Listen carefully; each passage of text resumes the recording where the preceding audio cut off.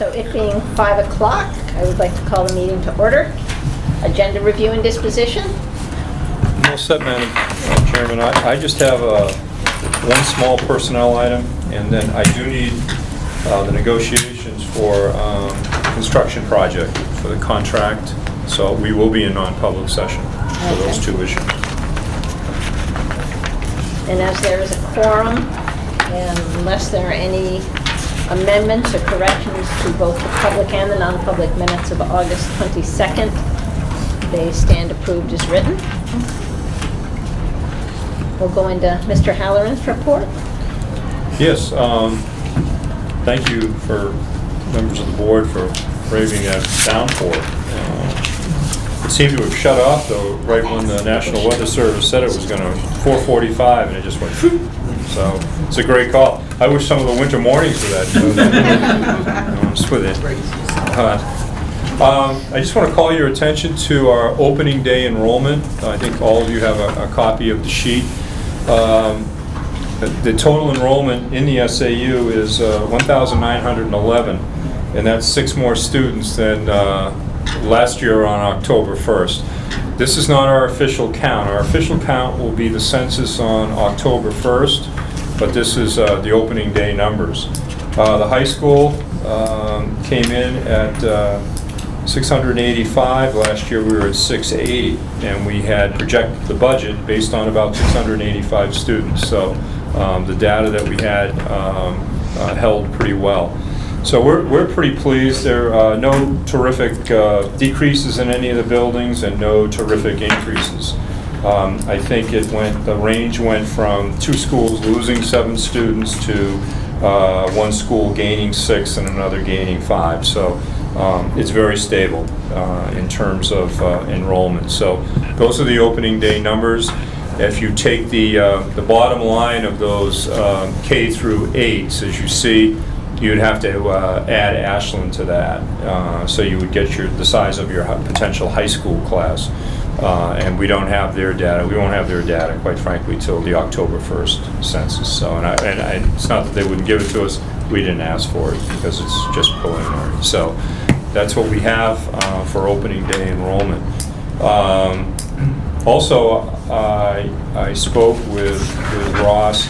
I have confirmed with Richard Gowan that we will be walking the property behind us on Thursday, September 7th at 2:30. We're going to meet in my office. Any of you who care to take that walk, make sure you're wearing long pants and comfortable shoes, because it is a rural setting. So that would probably be in your best interest. So, but meet in my office 2:30 this Thursday, and we'll wander over. It abuts our property, so it's a pretty simple, easy walk to get to. And Madam Chair, I'm really looking forward to Ben Parsons' report, the student report. And I know Mr. Parsons has some information for you also. So that concludes my report. All right, thank you. Mr. Parsons? Thank you, Madam Chair. He did say between 5 and 5:20. And I know he put a lot together, and I don't want to rain at his parade, so we may have to go into non-public or whatever, but I can give you some of my stuff that I had. As Mr. Halloran stated, 685, not a bad number since that day. As of today, 693, they're still coming in the door. And that's without the sending school, Newfound. They started on Thursday of last week, and our vocational programs. So we round out around 700 at that. With that, I collected the data from the sports. We have approximately 335 kids participating in just your fall sports. That's not bad out of, taking Mark's numbers at 685. So that's a pretty good involvement for just sports-wise of all the programs that started, as you well know, off and running. So that's a good number. Ben is going to report out to you some of the extracurricular numbers. He's going to go into music in that piece that he spent some time with. So I'll wait for Ben on that. The buses, Alan and I were out there all week, and they did show up, did a wonderful job. They were on time. My phone wasn't ringing at all, so we were monitoring both the buses, the intake and the outtake. And the largest group was bus one, was 177. I think that's still the Campton Thornton bus, Mark, am I correct? 31 students on that bus, but that's not too bad. Kudos to the bus company and the drivers. They were most accommodating. They, for that first full week, they gave me some extra time, because I know all the other schools were in session for our freshmen. They get a little nervous of finding their bus and where to go, but it all worked out. So we had a very, very smooth opening for the buses, and both coming and going. We got to get a little creative now with our sports program, and Mark and I are working with Jim Carey on that to making sure we don't have a scheduling conflict where we can't accommodate some of our teams going off to the away games, because a lot of schools are having some difficulties with that. I also have for you the numbers in the classes. And again, please bear with me.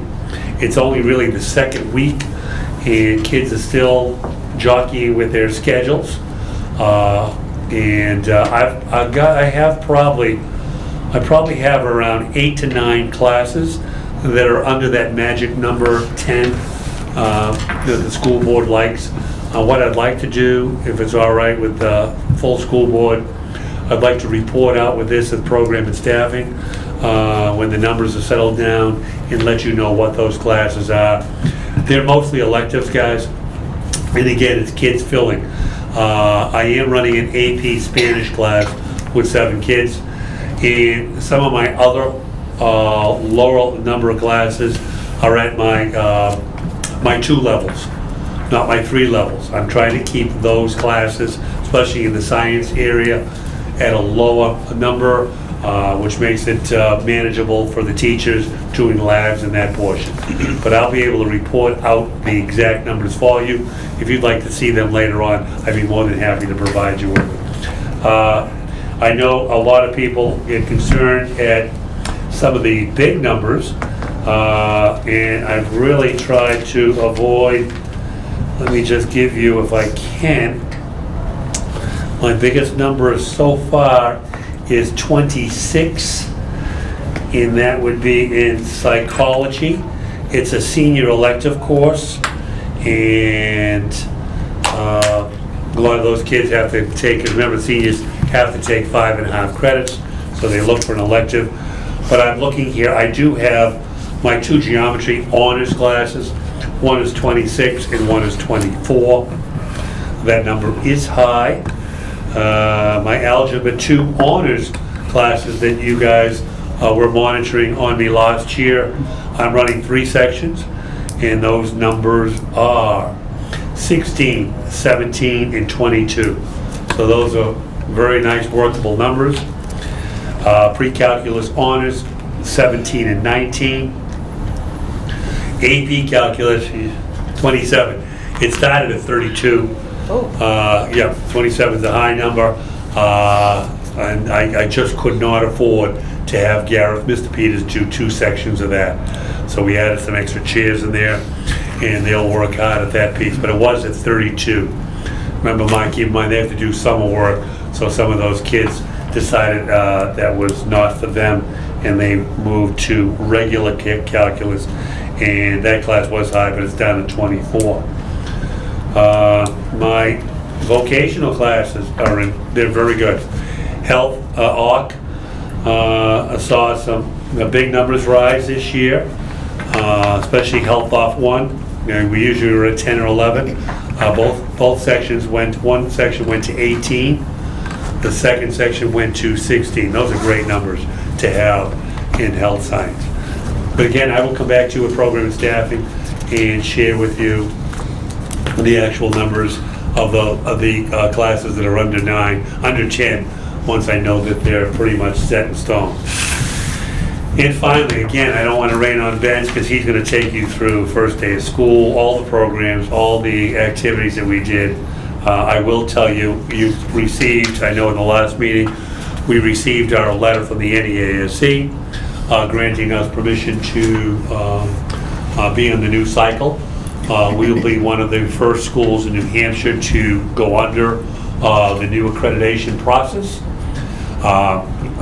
Mr. Halloran allowed me to be a host this year for the NEASC, and on September 26th, the NEASC and their representatives are coming up in this very room, and probably with around 4 or 5 other schools who are also going to be in the same process as we are that same year, and they're going to go over the process. So we're going to host it, which is pretty good for me because it allows me to bring a few more people at the table.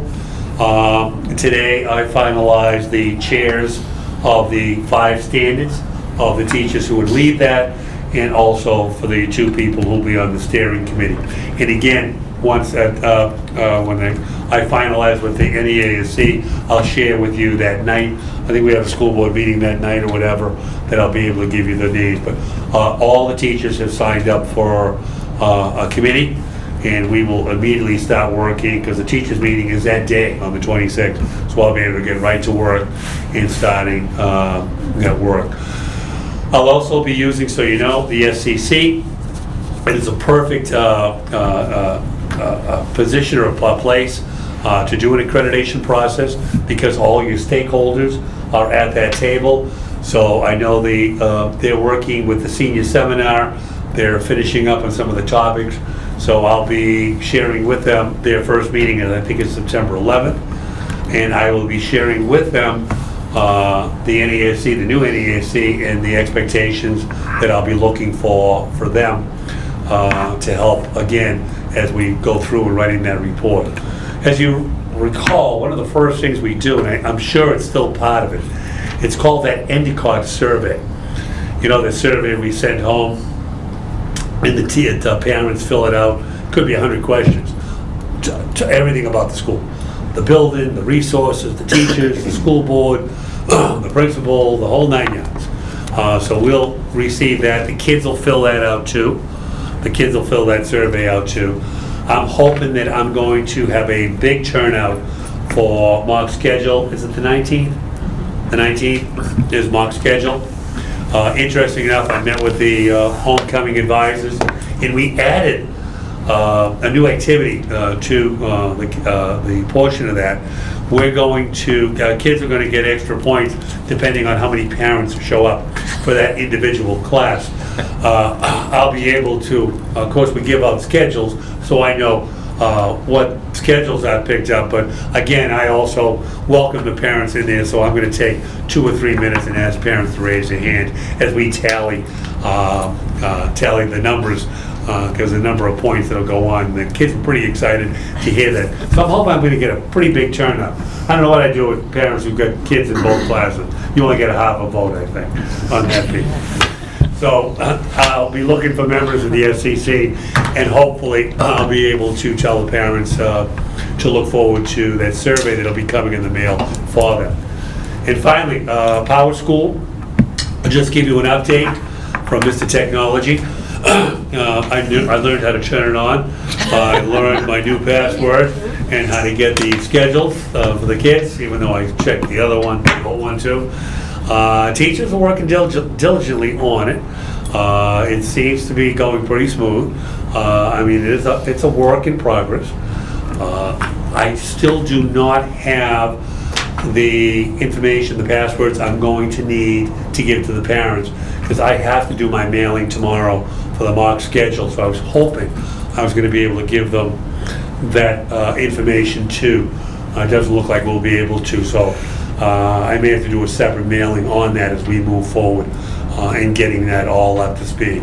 But you know, I know Mark, Kyla, and the whole crew of the SAU has worked extremely hard in unrolling this throughout the whole system, and it's going smooth. I mean, we've had some hiccups, but it's a new system, but we'll make it work.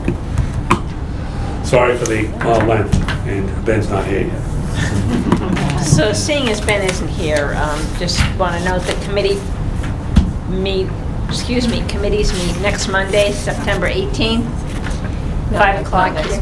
Whoops, 2 Mondays, thank you. September 18th. Any update from SCC? Their first meeting's the 11th. Okay, That'll be their first meeting. so they meet next week. Yep. And why don't we go into, I or have do you a want to? couple of public items. Yes, we do have discussion items. You just, as Mr. Parsons pointed out, the letter from the NEASC in your packets, it also outlines the actual visitation dates for you, so you can see that they, the visiting committee will be here October 25th, 2020 through Wednesday, October 28th of 2020. So that's when the committee will actually be here confirming and reviewing all the findings that the faculty found throughout their study. So that's an important period of time. And as you know, we always have a lot of parents and a lot of community folks involved in that process too. And for non-public, Madam Chair, I have contract negotiations for the construction project and a .2 faculty appointment as we round out, making sure we have everything covered. And that's all I have. So do I Make a motion. make motion second, go into non-public? Ramos, Yes. Peter, sorry, no action was taken during non-public session. Peter, go I ahead. make a motion that we accept the CCI bid on, or hire CCI to do the contract on CTE extension. Second to that motion, Maureen. All those in favor? Aye. Looks like it passed unanimously. We also have a recommendation from the superintendent to nominate Patricia Rollins for 20%, is it aide or 20% freshman seminar instructor. instructor? So 20% She's freshman. .8 aide, but she's Okay. already has a 1.0 contract for that, so we'll be decreasing it. That's why you have the .8. Right, okay. And that's at the B3 level. Any questions? All those in favor? Aye. Opposed and abstaining? Looks like that's unanimous. Any other business to discuss? Motion to come out of non-public by Lisa, seconded by Walter. Oh, we're out of non-public. Oops, adjourn. I just want to keep it going. Motion to adjourn? Yes. All those in favor? Aye. All right.